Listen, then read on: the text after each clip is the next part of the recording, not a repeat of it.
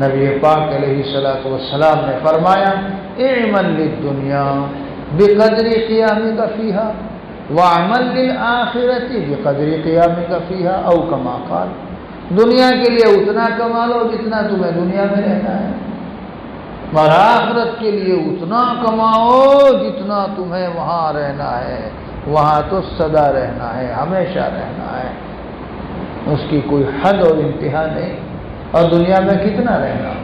فرمایا نبی پاک علیہ الصلوۃ والسلام نے اعمار امتی ما بین 60 الی 70 او کما قال، کہ میری امت کی عمریں عام طور سے 60 سے 70 سال کے درمیان ہوں گی۔ یہ وہ سرکاری عمر ہے۔ ہمارے حضرت والا شاہ نور اللہ مرکزو فرمایا کرتے تھے کہ بھئی ہاں، جب آدمی 70 سال کا ہو جائے اور پھر دیکھے کہ اور موقع مل رہا ہے تو اسے سمجھنا چاہیے کہ کچھ اور توسیع ہو گئی ہے، جیسے ویزے میں توسیع ہو جاتی ہے، کرا لی جاتی ہے، لیکن اسے فکر کرنا چاہیے۔ خود حدیث شریف میں فرمایا نبی پاک علیہ الصلوۃ والسلام نے کہ اگر کسی شخص کی عمر 60 سے آگے بڑھ گئی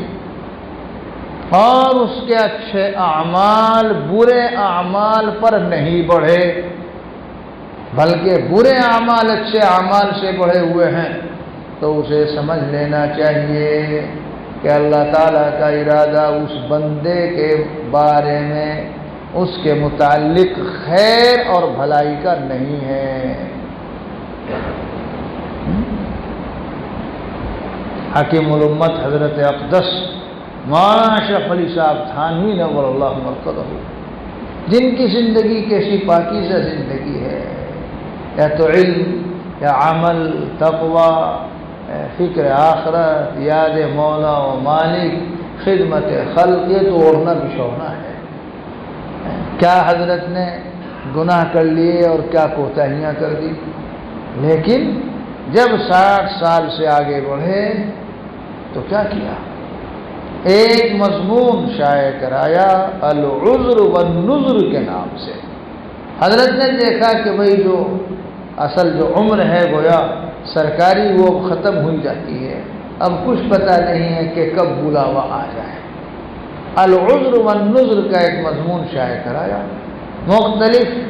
احادیث خاص مضمون کی لکھی، اور پھر آخر میں ان شعروں پر ختم فرمایا، کسی کو اگر میں نے مارا بھی ہو، بری بات کہہ کر پکارا بھی ہو، وہ آج آن کر مجھ سے لے انتقام، قیامت کے دن پہ نہ رکھے یہ کام، کہ خجلت بروز قیامت نہ ہو، خدا پاس مجھ کو ندامت نہ ہو۔ یہ تھا فکر آخرت، یہ تھا فکر آخرت۔ تو میں تو عرض یہ کر رہا تھا کہ دنیا تو سفر ہے، سفر میں مسافر کتنی فکر کرتا ہے، جتنا اس کا سفر ہو۔ ایک رات کا سفر ہے تو کہتے ہیں بس کھانا تو ٹرین میں مل جائے گا، کہے کے لیے ناشتہ دار اٹھا کے چلیں ہیں، اور اگر کھانا لینا ہی ہوتا ہے تو ایک وقت کا کھانا رکھ لے گا، آگے تو منزل ہے بھائی، وہاں جا کے تو انتظام ہوگا ہی۔ ایک جوڑی کپڑے رکھ لیے، 2 جوڑی کپڑے رکھ لیے، 2 دن 4 دن کا سفر ہے، پھر واپس آئیں گے ہی اپنے وطن، تھوڑے بہت پیسے رکھ لیے، بقدر ضرورت سامان کی فکر کرتا ہے جی، محل اور بنگلہ بنانے کی فکر نہیں ہوتی۔ یہاں بھی یہ سفر ہی ہے، زیادہ سفر اور ضروریات سفر مہیا کرنے کی تو فکر چاہیے، باقی جو اصل مقصد ہے اس کی تگ و دو، اس کی فکر، اس کی جدوجہد زیادہ چاہیے۔ وہ کیا ہے؟ آخرت کو بنانا اور سنوارنا۔ ہم لوگ کا معاملہ اس کے الٹے ہے، دنیا کے لیے تو بھاگ دوڑ زیادہ ہے، اور آخرت کے لیے نفع تلے اعمال ہے، بس الٹا ہو رہا ہے معاملہ۔ تو ہونی چاہیے تھی بات کچھ اور۔ وَلْتَنْظُرْ نَفْسٌ مَا قَدَّمَتْ، دیکھ لے آگے کیا بھیج رہا ہے، اطاعت اور فرما برداری، اطاعت و فرما برداری والے اعمال، اللہ کو راضی اور خوش کرنے والے اعمال نامے میں محفوظ ہو رہے ہیں، یا معصیت، گناہ، فسق و فجور اور اللہ کو اور مولا کو ناراض کرنے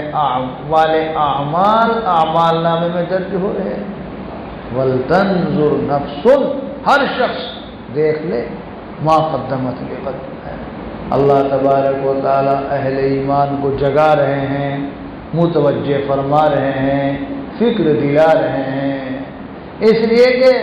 جیسے اعمال ہوں گے بھائی نتائج ویسے ہی سامنے آئیں گے۔ اگر اطاعت و فرما برداری والے اعمال ہیں، مولا اور مالک کو راضی خوش کرنے والے اعمال ہیں، تو پھر یہ مطیعین اور فرما برداروں کی فہرست میں ہوگا یہ بندہ، اور مطیع و فرما بردار لوگوں کو مہمان خانے میں رکھا جاتا ہے، تو شاہی مہمان خانے میں اس کے لیے رہنے کا فیصلہ ہوگا اور شاہی اعزاز ہوگا کہ پہلے ہی فرشتے خوشخبری سنا دیں گے، یا ایتھا النفس المطمئنہ ارجعی الی ربک راضیۃ مرضیہ فادخلی فی عبادی وادخلی جنتی۔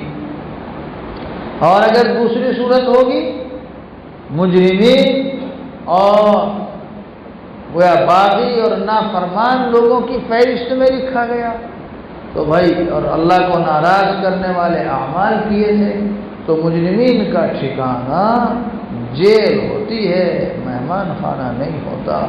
اور وہ شاہی جیل اسی کا نام ہے جہنم، اسی کا نام ہے دوزخ، پھر ادھر کو جائے گا۔ اللہ تعالیٰ نے دونوں راستے بتا دیے، دونوں کی منزل، دونوں کا نتیجہ بتا دیا۔ فَأَمَّا مَن طَغَىٰ وَآثَرَ الْحَيَاةَ الدُّنْيَا فَإِنَّ الْجَحِيمَ هِيَ الْمَأْوَىٰ